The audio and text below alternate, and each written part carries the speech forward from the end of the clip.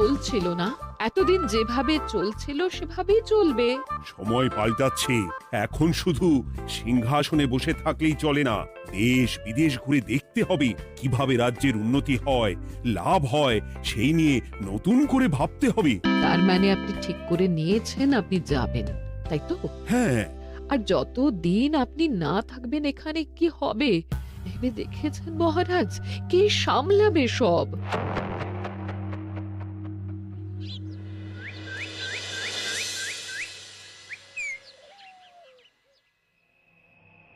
চিঠি?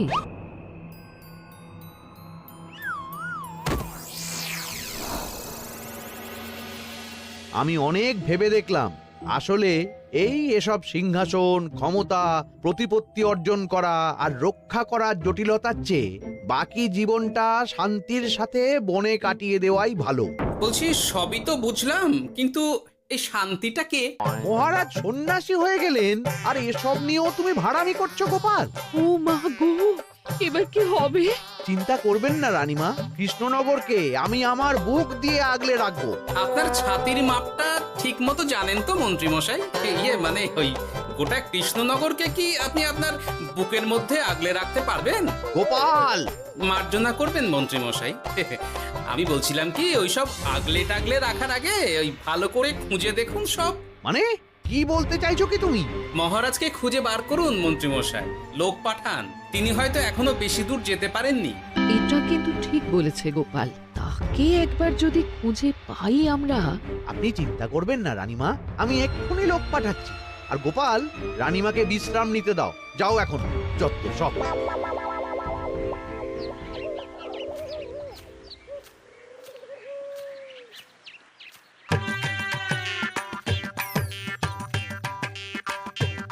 কই গো, গেলে কই? এক ঘটি জল দাও দেখি। ওই জলই খেতে হবে, শুধু জল। ঘরে এক দানাও চাল নেই। বাজারে না গেলে আজ হরি মটর। রাজ্যে রাজা নেই আর তুমি ঘরে চাল নেই বলে চিল্লামিল্লি করছো, চত্ব সব। ও মা গো, মহারাজ রাজ্যে নেই তো গেলেন কই? বনবাসে। সে কি গো, এবার কি হবে তাহলে? কপালে যা লেখা আছে তাই হবে, আর কি। এই তোমার চাকরিখানা থাকবে তো? না থাকলে বাটি হাতে বেরোবো, চিন্তা কি?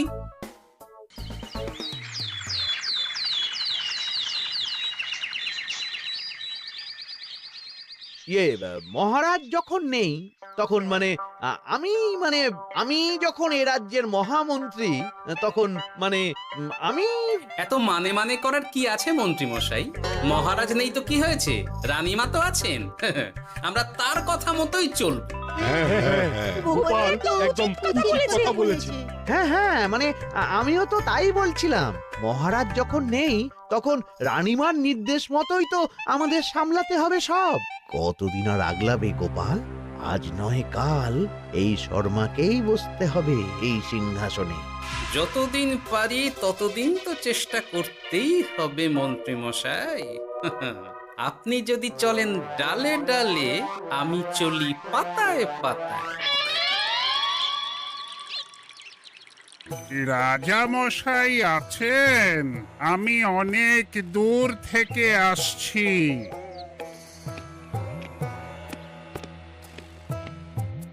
মন্ত্রীমশাই, একজন সাধু এসেছেন রাজামশাইয়ের সঙ্গে দেখা করতে। বলছেন অনেক দূর থেকে এসেছেন। জানো না মহারাজ এখন নেই? যাও, চলে যেতে বলো ওকে। মহারাজ নিরুদ্দেশ। এই মুহূর্তে সত্যিই যদি কোনো প্রাজ্ঞ সাধু বাবা রাজবাড়িতে তার পায়ের ধুলো দেয়, বলা তো যায় না যদি মহারাজের হদিস তিনি দিতে পারেন। ঠিক ঠিক, একদম ঠিক বলছেন পণ্ডিত মশাই। বেশ বেশ, ডেকে আনো তাকে, দেখি সে কি বলে। মহারাজ, আমার প্রণাম নেবেন। উনি মহারাজ নয়, উনি মন্ত্রী। আসুন সাধু বাবা, আসুন, আসন গ্রহণ করুন।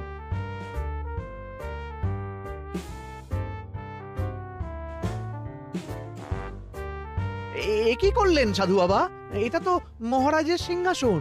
আপনার জন্য আমি অন্য আসনের ব্যবস্থা করে দিচ্ছি, আপনি বরং সেখানে বসুন।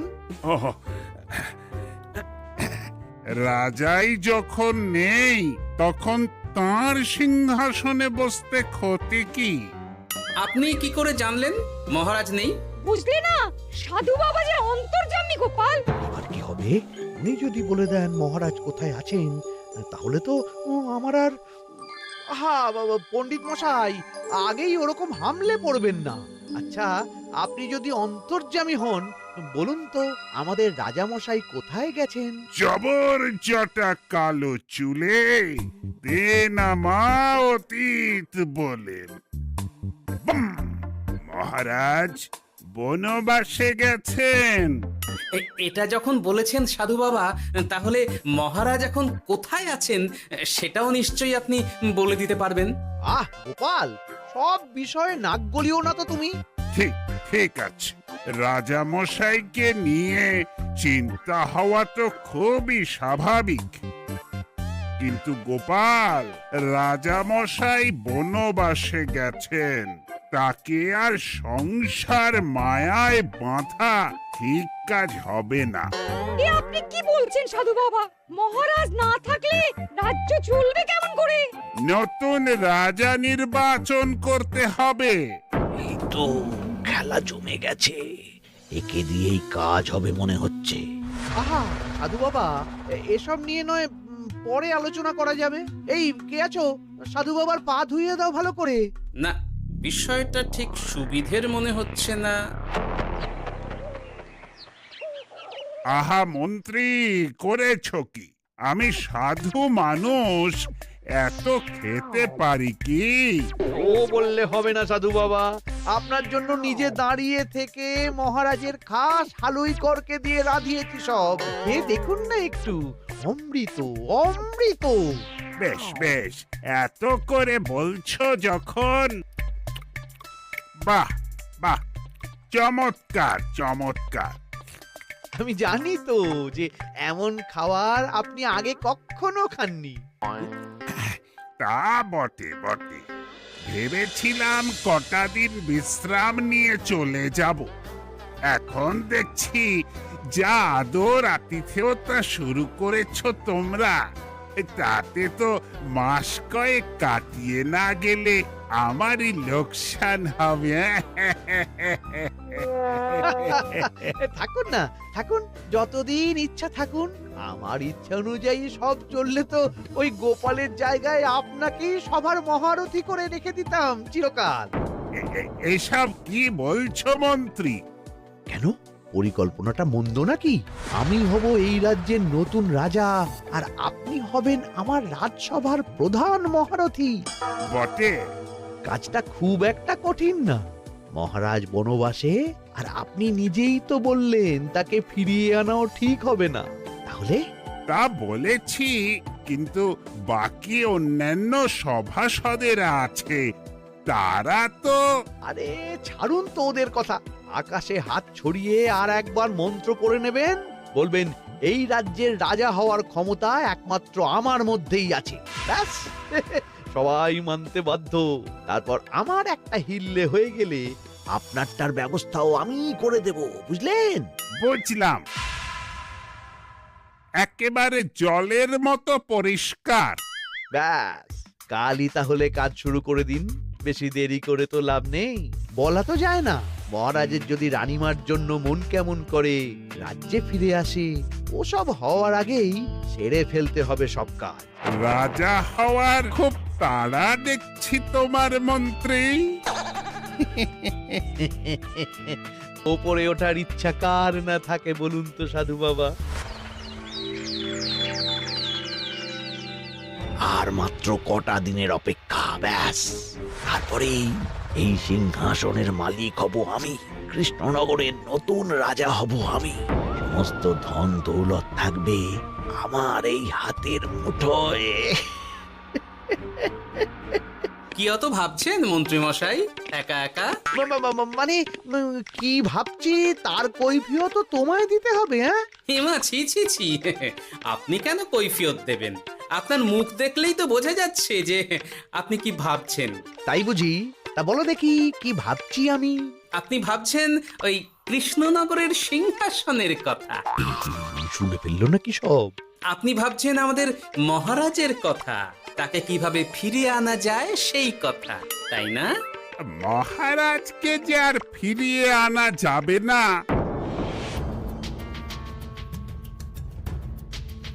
সে কথা তো আগেই বলেছি। তাই যদি হয় সাধু বাবা, আপনি এর একটা কিছু বিহিত করুন, না হলে রাজা ছাড়া রাজ্য। ঠিক বলেছ, রাজা রাজ্য, নুন ছাড়া তরকারি, আলো ছাড়া দিন, জল ছাড়া জীবনের মতো। তাই যত দ্রুত সম্ভব নতুন রাজা নিয়োগ করা দরকার। কিন্তু এ বিষয়ে সিদ্ধান্ত নেওয়ার আগে রানীমার সাথে কথা বলা জরুরি। তার চেয়েও জরুরি একটা কাজ আগে করা দরকার। কিসের কথা বলছেন মন্ত্রী মশাই? গোপালের বহিষ্কার। এ আপনি কি বলছেন মন্ত্রী মশাই? একে রাজা মশাই, তার মধ্যে গোপালের মতো বিচক্ষণ মানুষকে রাজসভা থেকে বহিষ্কার করলে তো রাজ্যেরই ক্ষতি। এটাই হচ্ছে সমস্যা। এই কক্ষে যার যেটা কাজ নয় সে সেটা নিয়ে বেশি চিন্তিত। তুমি বিজ্ঞানে মন দাও, রাজকাজ আমার দায়িত্ব। তাহলে এরকম সিদ্ধান্ত নেওয়ার আগে সবার সাথে আলোচনা করা দরকার। কোনো দরকার নেই, আমি যা বলেছি তাই হবে। রাজ্যের ব্যয়ভার বাড়ছে, এই মুহূর্তে কোনো ভাঁড়কে অযথা বেতন দিয়ে পোষার কোনো মানে হয় না। তাই গোপালেরও কাল থেকে রাজসভায় আসার কোনো দরকার নেই। সবই আমি বুঝতে পারছি মন্ত্রী মশাই। বেশ, আপনি যখন বলছেন, এই আমার শেষ দিন রাজসভায়, চলি সবাই, ভালো থাকবেন।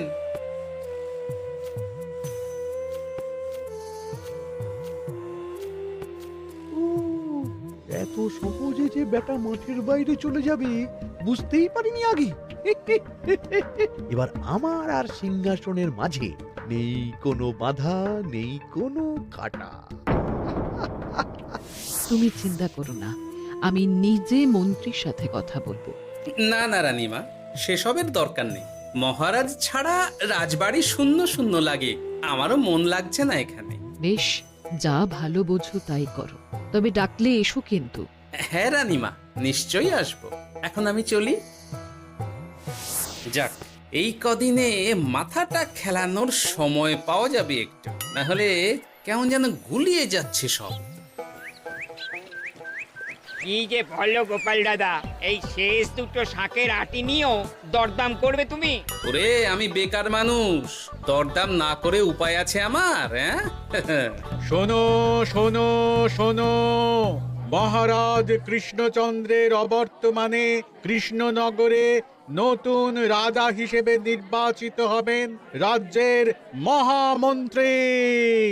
সেই শুভানুষ্ঠানে রাজবাড়িতে আমন্ত্রণ রইল। এসব কি হচ্ছে বলো তো গোপাল দাদা? ভিতরের খবর আছে নাকি কিছু? না গো ভাই, তুমিও যা জানো আমিও ততটুকুই জানি।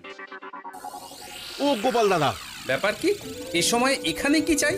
রানীমার জরুরি তলব, এখনই ওই রাজবাড়ি যেতে হবে তোমাকে। কিন্তু আমার যে বাজার হয়নি এখনো। আরে ওসব বাজার টাজার পরে হবে, তুমি এখন আমার সাথে চলো তো। মন্ত্রীকে আমি বিশ্বাস করেছিলাম, ও যে এইভাবে বিশ্বাসের সুযোগ নেবে আমি একদম বুঝতে পারিনি। আমাদের এক্ষুনি অন্যান্য সভাসদদের সাথে কথা বলা দরকার রানীমা। কারোর সাথে কথা বলার দরকার নেই রানীমা, আমি নিজেই চলে এসেছি আপনার সাথে কথা বলতে। এখানে কি জন্য এসেছো গোপাল? রানীমার কান ভাঙাতে? বাহ, আপনি সবার মাথা মুড়িয়ে সিংহাসন কবজা করতে পারেন, আর আমি রানীমাকে সেই সত্যি কথা জানাতে পারি না? হ্যাঁ? চুপ! ভুলে যেও না, আমি কৃষ্ণনগরের হবু রাজা। মুখ সামলে কথা বলবে আমার সাথে। এসব কি হচ্ছে মন্ত্রী মশাই? রাজা মশাই নেই, সেই সুবাদে এ কি শুরু করেছেন আপনি? আমায় আপনি ভুল বুঝবেন না রানীমা, আমার হয়ে যা বলার সাধু বাবাই আপনাকে বুঝিয়ে বলবে সব। উনি আর কি বোঝাবেন? কতদিন এসেছেন উনি, কি জানেন এই রাজ্যের বিষয়ে? সাধনা মা, সবই সাধনা। সাধনার জোর থাকলে সবকিছুই জানা যায়, ভূত ভবিষ্যৎ অতীত সব। সেই জোর থেকেই বলছি মা, মন্ত্রীর কপালে আমি জ্যোতি দেখতে পাচ্ছি। মন্ত্রী যদি রাজ্যের রাজা হয়, এ রাজ্যের উন্নতি কেউ ঠেকিয়ে রাখতে পারবে না। আপনাদের একটা কথাও বিশ্বাস করি না আমি, এসব আপনাদের ষড়যন্ত্র। এ আপনি ভুল করছেন রানীমা। যা হোক, যে কথা আমি বলতে এসেছি রাজা যখন আমি হচ্ছি তখন তো আমাকে এই প্রাসাদেই থাকতে হবে, ফলে আমার স্ত্রীকেও এখানে এসেই থাকতে হবে। সে তো আর একা থাকতে পারবে না, তাই আপনি যদি এই ঘরটা ছেড়ে দিতেন। কিন্তু মন্ত্রীমশাই, তুমি কি বলছো মন্ত্রী? এখানে না থাকলে রানীমা থাকবেন কোথায়? আর আমি তো এমন কোনো বিধান দিইনি যে রানীমাকে অন্যত্র পাঠাতে হবে। সবকিছুর জন্য তো আপনার বিধান দরকার নেই সাধু বাবা, এ আমার নিজের বিধান। আমি রাজা হব, আমার স্ত্রী রানী হবে, তারও তো অধিকার আছে রানীর মতো থাকার, রানীর মহলে থাকার। আপনার ব্যবস্থা আমি অন্যত্র করে দেব রানীমা, আপনি কিচ্ছু ভাববেন না। হাজার হোক আপনি আমাদের প্রাক্তন মহারাজের স্ত্রী বলে কথা। কি বলো গোপাল? আমার মনটা আসলে অনেক অনেক বড়, তোমরা খালি দেখতে পাও না সেটা। কাজটা কি আপনি ঠিক করলেন মন্ত্রীমশাই? শোনো গোপাল, আমাকে ঠিক ভুল বোঝাতে এসো না তুমি, বরং কাল সময় মতো চলে এসো। কৃষ্ণনগরের নতুন রাজার রাজ্যাভিষেকের জন্য মহাভোজের আয়োজন হবে। যতদিন পাচ্ছ খেয়ে নাও পেট ভরে।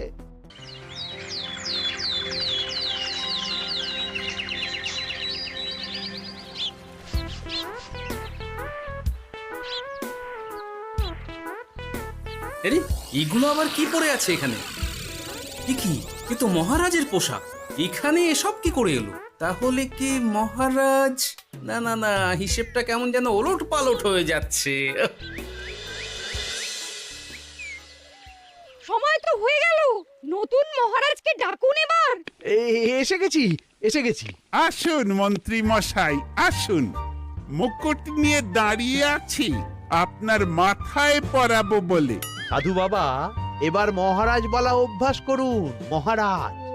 মহারাজের হদিশ পাওয়া গেছে মন্ত্রীমশাই, মহারাজের হদিশ পাওয়া গেছে। এই কি সর্বনেশে কথা! মহারাজের হদিশ পাওয়া গেছে মানে কোথায় মহারাজ? না না, মহারাজ না, মহারাজের পোশাক পরে আছে পুকুরের ধারে। আমার মনে হয় তিনি ওই পুকুরে ডুব দিয়ে নিরুদ্দেশ হয়ে গেছেন। ও তাই বলো? তা বেশ তো, প্রাক্তন রাজার জন্য না হয় কিছুক্ষণ নীরবতা পালন করে নেব আমরা, ব্যাস। আপনি কি বলছেন মন্ত্রী মশাই? মহারাজ সত্যি ওই পুকুরে ডুব দিয়েছেন কিনা সেটা তো তলিয়ে দেখা দরকার একবার। সেসব হবে আমি রাজা হওয়ার পর। নিন সাধু বাবা, মুকুট পরান। কিন্তু মন্ত্রীমশাই, আরো একটা দুঃসংবাদ আছে যে। ও আবার কিসের দুঃসংবাদ? মহারাজ যে পুকুরে ডুব দিয়েছেন সেই কথা বলতেই রানীমা অজ্ঞান হয়ে গেছে। তুমি যে কি করো না গোপাল, শুভ সময়ে অশুভ একটা সংবাদ দিয়ে দিলে তো সব বরবাদ করে। এই কে আছো? গ্রেপ্তার করো গোপালকে। তার আগে তোমায় গ্রেপ্তার করা হবে। এত বড় সাহস তোমার? হবু রাজাকে গ্রেপ্তার করার কথা বলো তুমি? আজ তোমার একদিন কি আমার একদিন। কিসের হব রাজা? আমি কৃষ্ণনগরের আসল রাজা। হ্যাঁ, আমি। কি মহারাজ, আপনি? হ্যাঁ, আমি। অনেক দিন ধরে তো তোমার বাড়বাড়ন্ত দেখলাম, আজকে খেলা শেষ। কিন্তু গোপাল, রানী কোথায়? কেমন আছে সে? এক্ষুনি তার কাছে আমাকে নিয়ে চলো। রানীমা ভালোই আছে মহারাজ, কিচ্ছু হয়নি তার। কিন্তু তুমি যে বললে রানী অজ্ঞান হয়ে গেছে। এটুকু মিছে কথা না বললে যে আপনার লুকোচুরি খেলাটা এত সহজে শেষ হতো না মহারাজ। লুকোচুরি বটে, কিন্তু তুমি বুঝলে কি করে এত সব? প্রথম সন্দেহটা হলো যখন রানীমাকে অন্যত্র রাখার কথা বলতেই আপনি বিচলিত হয়ে উঠলেন, তখন। তারপর পুকুর পাড়ে আপনার পোশাক, ব্যাস এটুকুই, আর কিছু নয়। আর প্রথম দিন রাজসভায় এসেই সোজা সিংহাসনে চড়ে বসা, ব্যাস। একে একে 2 আর 2 2 4 করে ফেললাম। তারপর মনে হলো রানীমার প্রতি টান ফিরিয়ে আনতে পারে আপনাকে আপনার আসল রূপে। তাই এই মিছে কথা। অধমের অপরাধ মার্জনা করবেন মহারাজ। গোপাল, তোমার তুলনা নেই। কিন্তু মহারাজ, আপনি কেন এই ছদ্মবেশ নিয়েছিলেন তার আসল উদ্দেশ্যটা কিন্তু এখনো আমার কাছে পরিষ্কার হয়নি পুরোটা। আসলে আমি পরীক্ষা করছিলাম, বুঝলে? কিসের পরীক্ষা মহারাজ? যে আমার অনুপস্থিতিতে কে এই রাজ্য চালাবে তার পরীক্ষা।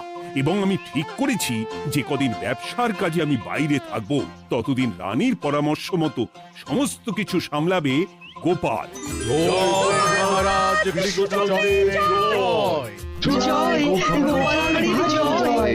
আর আমি মহারাজ? তুমি তুমি থাকবে পেয়াদা। এ কি শুধু জল আর ভাত? আগেই বলেছিলাম বেশি বেরো না।